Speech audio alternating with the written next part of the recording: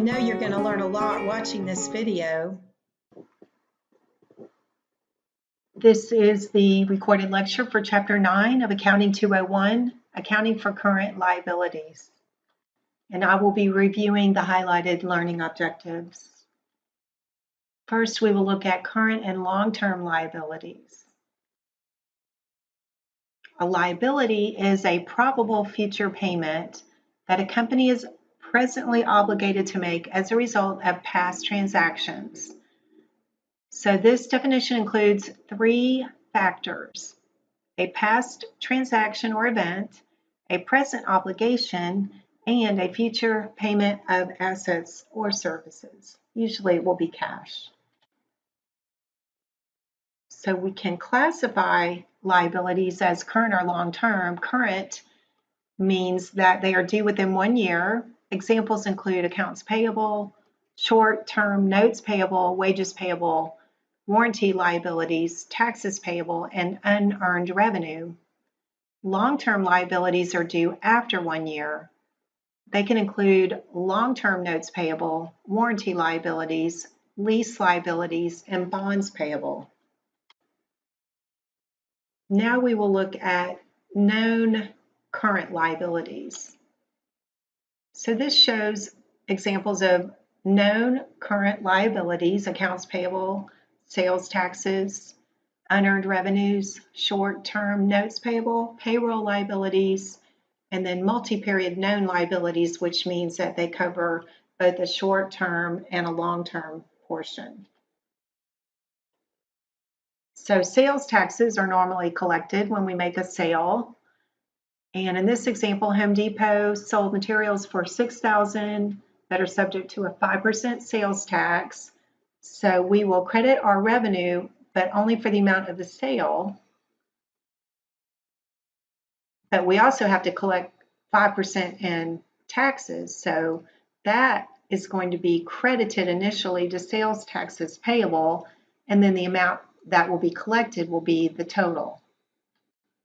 And you're already familiar with unearned revenue, which means that the company has received the cash in advance of providing the service. So initially, the company received $5 million for ticket sales, and so they credited the liability unearned ticket revenue. Then, as each concert is performed, you will decrease the liability account and increase the revenue. So this was $5 million for 8 concerts. So each time a concert is performed, 1/8 is debited to the liability to decrease it and credited to the revenue to increase it. So we will look at short-term notes payable. A note is a written promise to pay a specified amount on a stated date. And since this is short term, it means it's due within 1 year.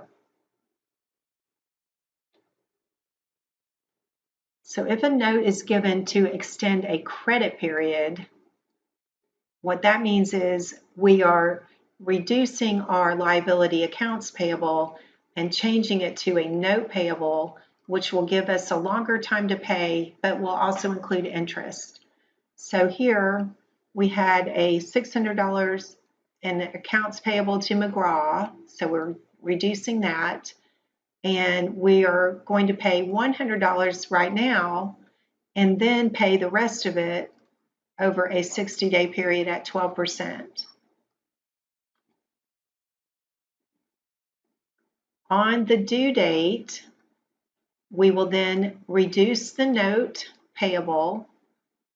We have interest expense equal to 12% times 60 days divided by 360 times our principal of $500. So that's $10. And then we're going to pay cash of $500 plus 10, which is $510. We can also go to the bank to borrow money, and that means we're receiving cash and we owe for that, so debit cash, credit notes payable. And again, we have interest. This is a 60-day note. So 2,000 times the interest rate times 60 days divided by 360 means we're going to pay interest expense of $40 on the due date. We will reduce the notes payable, and we will credit cash for the principal plus the interest.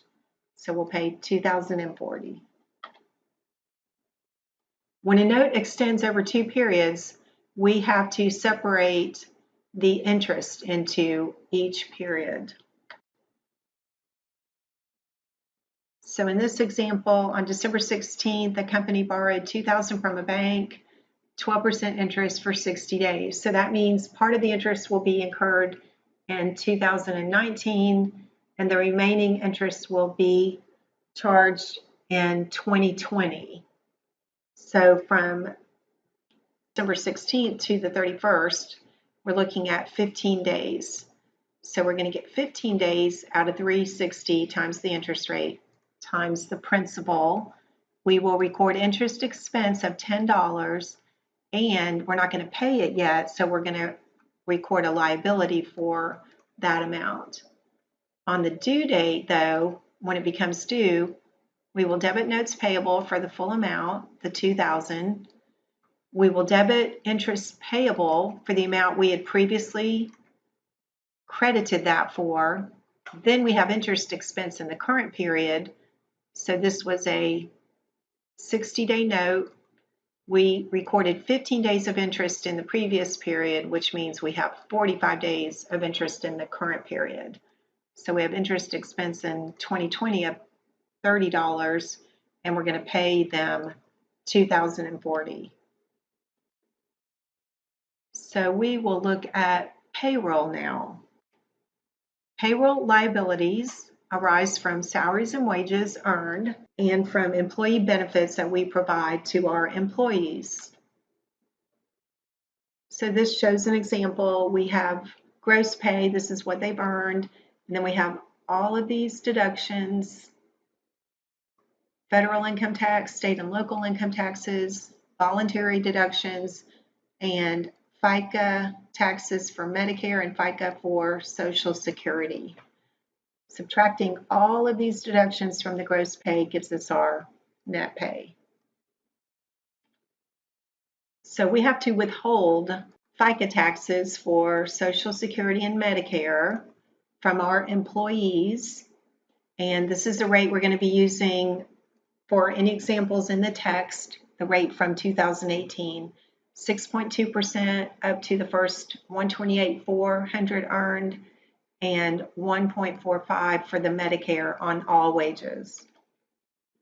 Also, we will have to withhold an amount for federal income taxes and state and local income taxes.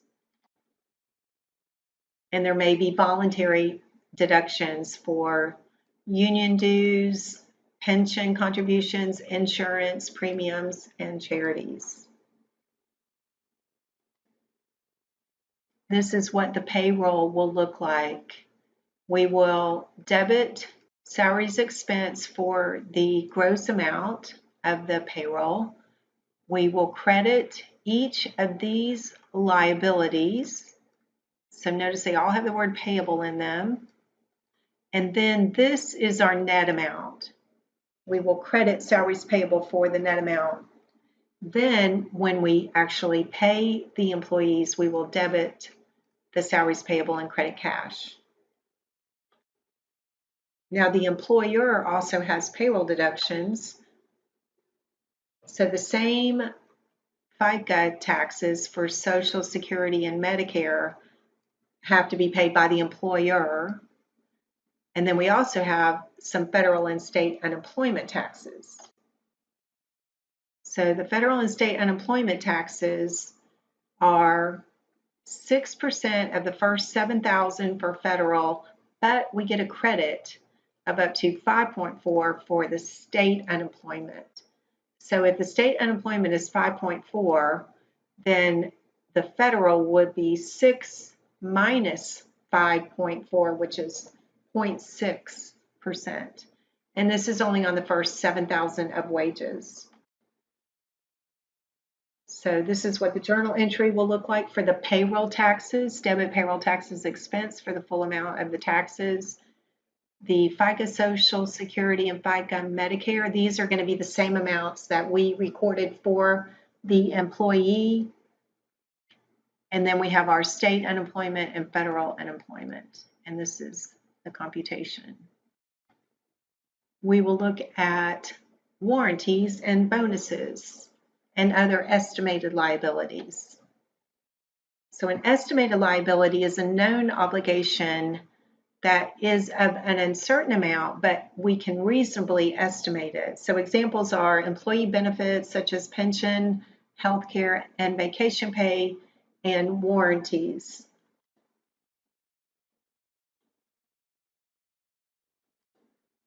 So many employers offer employee benefits, which include health and pension benefits.